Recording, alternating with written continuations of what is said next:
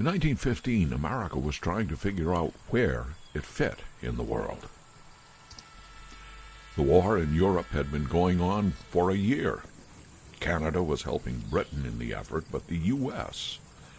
was trying to stay neutral.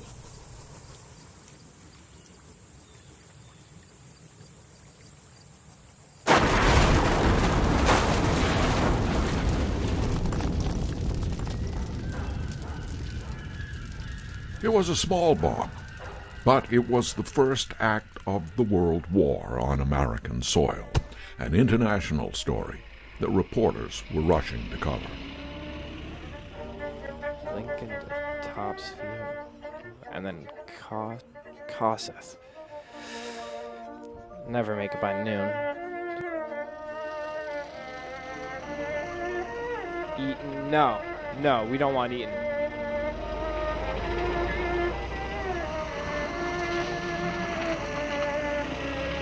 Train would have been a better idea.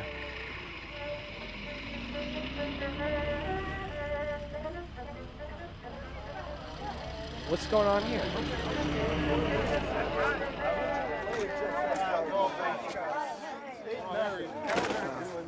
All right. This morning we arrested one Werner Horn at the Exchange Hotel. He was wearing a German military uniform, and he's admitted to setting the charge. That's all I can tell you now. He's in the cell. He's not going anywhere. Come on, give us something we can really use. I got a deadline to meet here. Hey, bring him to McAdam. Let's take care of him. Come on. Let's have a look.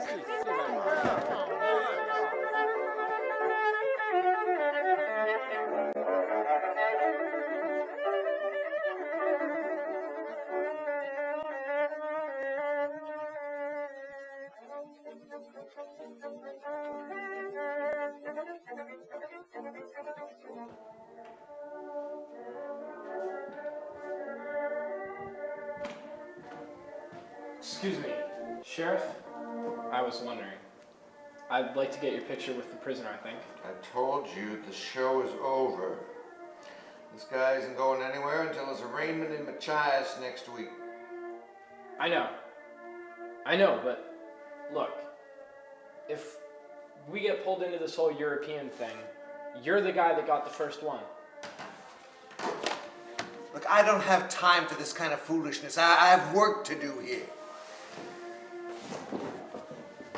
How old are you, kid?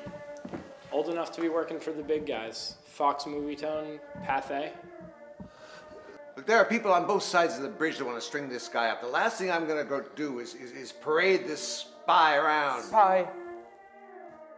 I'm not a spy. I'm a lieutenant in the Kaiserliche Heer under the command of the Deutsche Botschaft. I hurt no one. This was an act of war. They've all gone. There's no one out front anymore. And he's right. You know, Sheriff, every farmer's cow that's not producing milk is made out to be the work of a saboteur. And you finally got one in the flesh. The world can see what you've done. Don't you want them to see?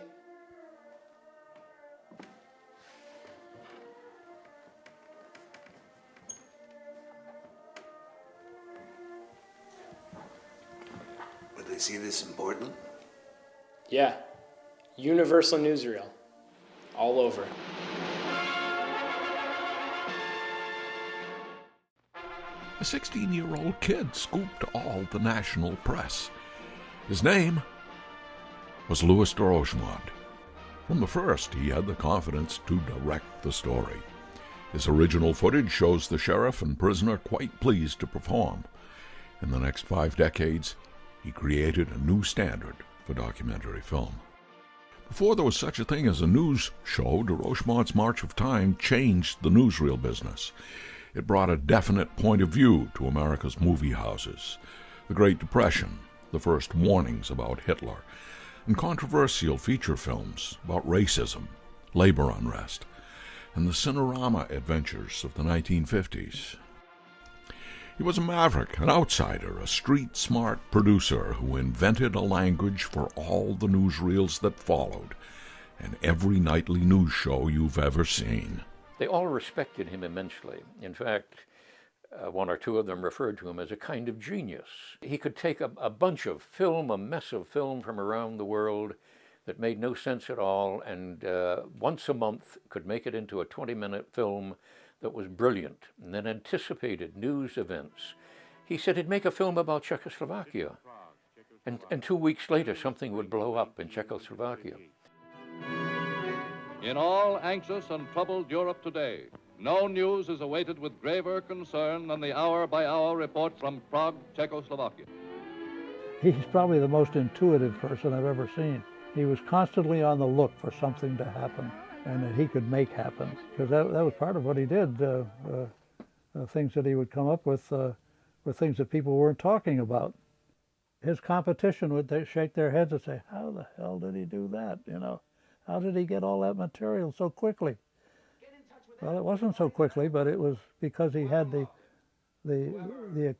acumen, actually, to be able to discern that something's going to happen someplace.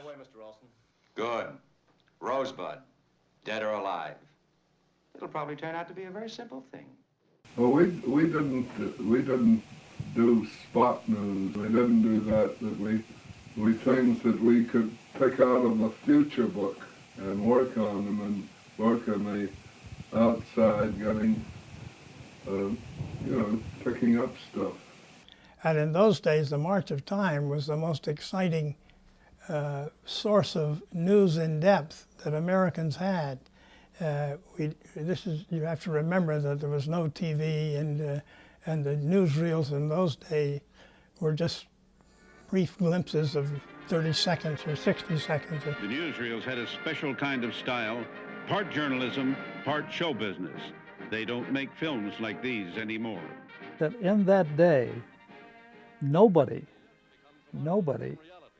was telling the public what was going on. Louis to come on for a half an hour on a monthly basis and have a subject of some meaning. People would almost select the time they'd go to the movies by the time the March of Time would be there. Meanwhile, David Lasser and his Workers' Alliance demand, instead of a decrease in the national dole, a very great increase. They demand for next year a $4 billion relief budget and announce that if Congress turns them down, they will march on Washington as an army with banners. Back then it was a monthly news cycle. Today the cycle is hourly. But after you see a few March of Times, you start to detect its DNA in everything.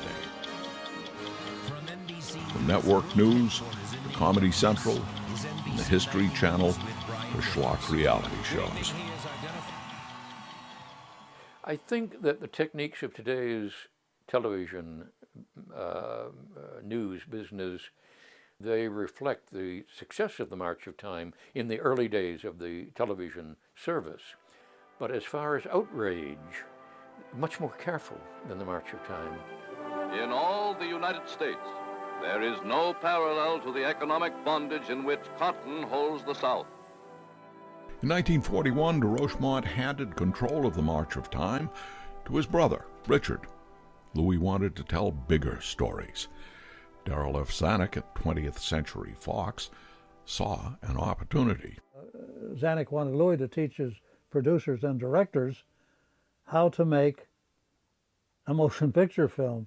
Not that they didn't know, but he wanted to get away from all of the happy stuff that was done during World War II. He wanted to get into a little darker material. He wanted to get into more realistic kind of filming. What we call today a docudrama. I seen the whole thing. I was standing over there. Louis produced a number of features in the 1940s. They all shared dramatic and documentary elements.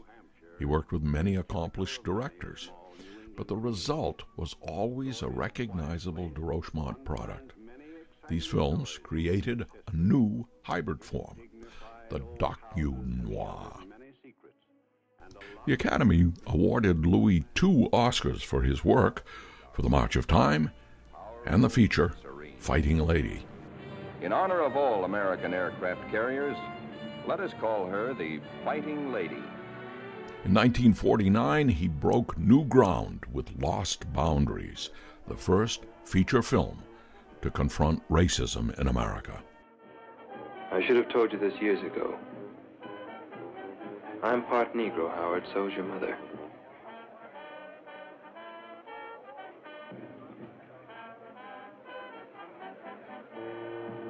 What do you mean? That makes you a Negro, too. The Navy doesn't commission Negroes. I think the greatest influence upon the public was exposure to a new form of journalism, pictorial journalism. It increased the awareness and the standards, even though they may not have known it. They saw what pictorial journalism was capable of through the work of Louis de Rochemont.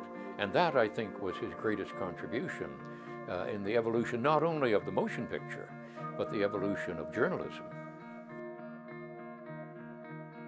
De Rochemont was a voice for the underdogs, the unemployed and dispossessed. His stories created controversy and outrage. He wanted to rile his audience as much as educate it. This is the beginning of his story.